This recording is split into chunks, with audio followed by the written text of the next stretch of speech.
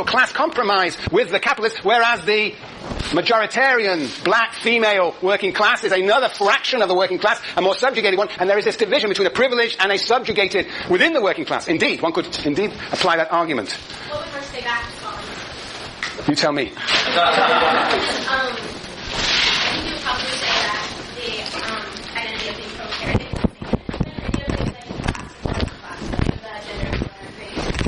Marx is cheering in his grave. Very good. Yes, he's rolling over. Yes, indeed. I think that the class is ultimately class will become more salient. That class actually will shape the gender and racial experiences. And would argue perhaps that the labour aristocracy cannot last forever. Ultimately, capitalists will be forced to destroy the labour aristocracy. And indeed, they have done in this country.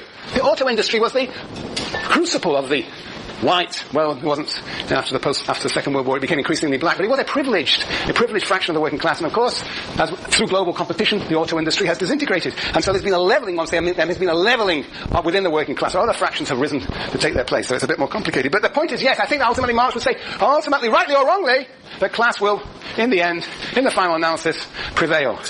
Yes, very good. What would Fanon say about it? Is there anything in relation between this and Fanon? Jessica. That's about the intellectuals and... Very good, Jessica. Yes, these are the intellectuals joining the peasantry, right? So the peasantry are spontaneously rebellious. They don't have a coherent vision, project. The intellectuals give it to them. But what is the project? What is the project of Fanon? What is the project of Fanon? The ultimate project in liberation. Now what's the project here for Patricia Hill Collins, Jessica? Universal. Yes, it's sociology. It must be made more universal. That's not necessarily the same as liberation, right? It's like spiritual women, right? Maybe. Well, the goal is to have a more universalistic sociology rather than the transformation of the social structure. Somewhat different, right, Jason? A little more conservative, yes. I think in this article, at any rate, Patricia Hill Collins doesn't seem to be arguing that the poor African American women are about to organize for a transformation of society.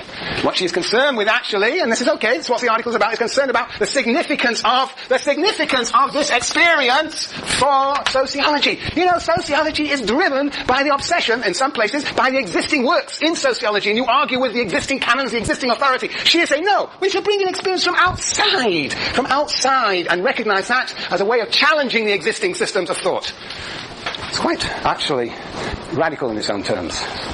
Yes, Juliana. I mean, it is more radical than you think because whereas it doesn't sound like she's suggesting some sort of violence, she is suggesting a violation of the norms. Like, I think it means that it's not on the norms of sociology. And by suggesting this violation, it's a risk, right? It's a risk from that community, it's a risk from outside of Republican. But if it's successful, it can transform that canon, and if it's not successful, it will be viewed as radical. And that was it still continues to be the struggle of those intellectuals. Right. To change it. It is somewhat. So, and indeed, not only has it a radical moment, but actually, sociology has changed. Yeah. We are reading Patricia Hill Collins here, after all. Yes, we are. We might not have been. Well, she wouldn't have written it 30 years ago. But, yes, so, the canon, and in the old days, of course, even Marx wasn't even in the canon. So things do change. Never as radically and as dramatically as we would like, but, yes, things do change. And after all, Patricia Hill Collins is president of the American Sociological Association. That also couldn't be thought about 20 years ago. Yes, Neil? So the situation of poor black women seems similar to the ascending gaze of disciplinary power. So it's her solution, consciousness raising to then get the black women out of that? Is that how she would? Well, it's not clear what the project is for poor black women. It's not clear what the project is here. But presumably, as it is for McKinnon, consciousness raising in and of itself is a necessary step for organizing, and the assumption is that change will come from protests from below. And so consciousness raising is a necessary condition for that. And she's arguing that, of course, there is a spontaneous consciousness raising emerging from the day-to-day lives of African American women, particularly poor ones. And that it will fuel struggle. Yes. Rosa. So, I know that she's running as a black feminist, but would this also apply to other Absolutely. Well, you should decide for yourself. But, yes, no, I see now there's no reason why this should not apply to other groups. Particularly Hispanic groups. But you can think about it. That's an interesting question. What would be different and what would be similar as between poor African American women and poor Latinas? And so it would be a interesting project. They're perhaps differently located in the social structure. Richard Collins goes back to the actual implementation. Right. And the Hispanic population has an experience of immigration and all that entails. Yeah. So there's a project for you. Yeah. Okay, look, I'm afraid I've only got half an hour left, and you have a tendency to leave on the dot. So, okay. And I haven't got much board space. I'm going to go over here. All right.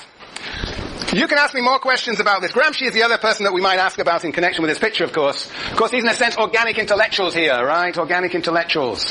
And over here we have traditional intellectuals. So we have an organic intellectual sort of struggling with traditional intellectuals, one could argue. But I'm not going to, because I ain't got enough time. So, what I'm going to do now in the next 15 or 20 minutes, perhaps 15 or 20 minutes, we have a newcomer, a budding sociologist. Do you belong to anybody here? Well, I would introduce you to the class, but that would be embarrassing, wouldn't it? Yes. Well, it's good you came on the last day because I'm going to summarize what your mum has been doing the entire year. You thought she was wasting her time, but I'm going to show you that she wasn't. Okay, all right. What's your name? Azariah. Azariah. Wow. Well, perhaps I'll ask you a few questions to see whether you're following en route. Don't panic, I'm not going to. Okay. All right. Do you remember this picture? State. What was here? Transition. If this class was worth anything, I can summarize it in 15 minutes. If not, it was worthless. Who was in the middle here? M&E. And they are not a form of confectionery. Marx and Engels. The problem with Marx and Engels is they had a undeveloped theory of the state. They had a Bob's your uncle theory of transition. And they had a flawed theory of class struggle. So, enter Monsieur Lenin. Whoops, yes, Lenin. Lenin said, okay, I don't understand the flaws in Marx and Engels, and we're going to develop a theory of the transition from capitalism to communism via socialism. Smash the state, introduce the DFP. The DFP of radical democracy. Yes, at least he had a theory of transition and began to have a theory of the state. That was a major advance. But Gramsci says to Lenin, you're nuts. You may be true for Russia, where civil society was weak and gelatinous. There, perhaps you could have the idea of seizing state power, introducing a new form of state that would spontaneously, automatically dissolve itself. Yes, but under Western, modern, advanced capitalist societies, we have a sturdy state supported by a strong civil society. Your frontal attack war of movement won't work. We have to have a war of position that seeks to conquer civil society. Gramsci. And Fanon, who never read Gramsci in his daily life, but probably had absorbed it somewhere at night time, some dream he had about Gramsci, applies Gramsci's ideas to the third world. Fanon. To colonialism. And he says to Gramsci, you're right, we have to think about war of position and war of movement, but what you don't understand is that they are simultaneous. In a colonial context, and I'm talking about Algeria, he says, there is simultaneously a struggle to overthrow colonialism, a war of movement, it's violent, but we also have, he says, a struggle for the future of the post-colonial Algeria. Is it going to be a capitalist social structure, or is it going to have a socialist character? The difference between a national bourgeois struggle and a liberation struggle. A liberation struggle based on the revolutionary peasantry, and a national bourgeois struggle that will be based on the bourgeoisie and the working class. So he transforms in many ways Marxism by applying it to the third world and argues that it's not the working class that is revolutionary, but the peasantry. The peasantry. So he too has a theory of transition to socialism via national liberation and class struggle. Oops, no, that's not good. Now, that was last semester, in case you're wondering. That's what your mummy did last semester.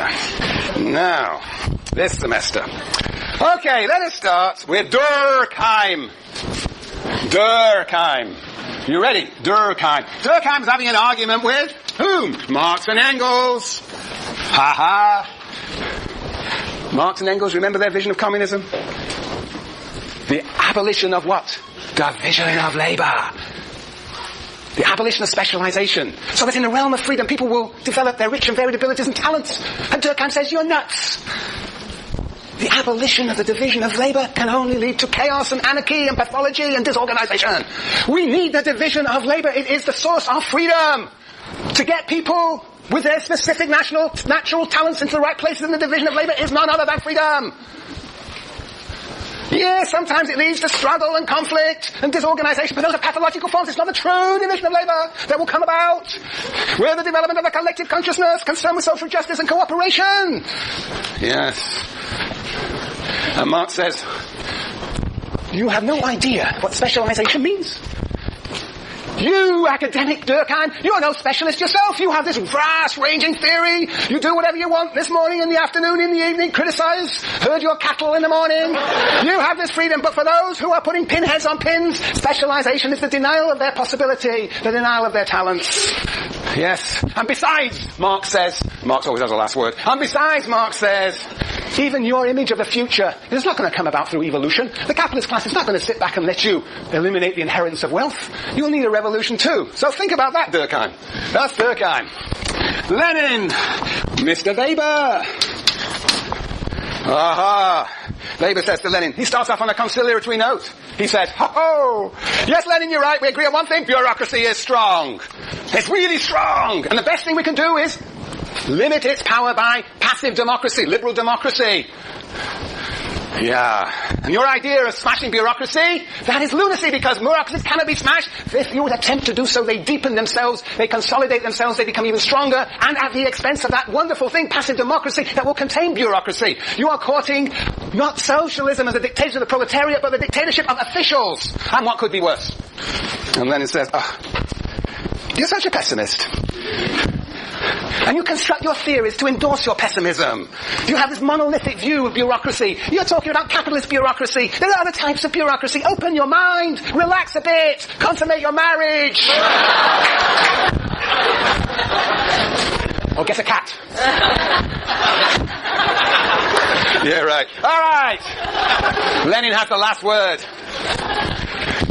And Gramsci. Foucault. Yes. Foucault has to say, he starts off too in a conciliatory mode. He says, look, Gramsci, you made such great strides over Lenin. I'm so proud of you. You recognize that, frontal assault on the state's not going to change anything. The power is everywhere. You recognize the importance of civil society. But, Gramsci, you're still so much of an optimist. You really don't understand the depth to which civil society is infiltrated with all these insidious powers of normalization, surveillance and examination. That those arenas of civil society, whether they're parties, schools, hospitals, whatever, they are arenas of domination, and your war of position will never get off the ground. And Gramsci says, perhaps I'm an optimist. But I have to be an optimist. As he said, optimism of the will, pessimism of the intellect. We have to be optimistic. And even you, Foucault, are optimistic. You can't help yourself.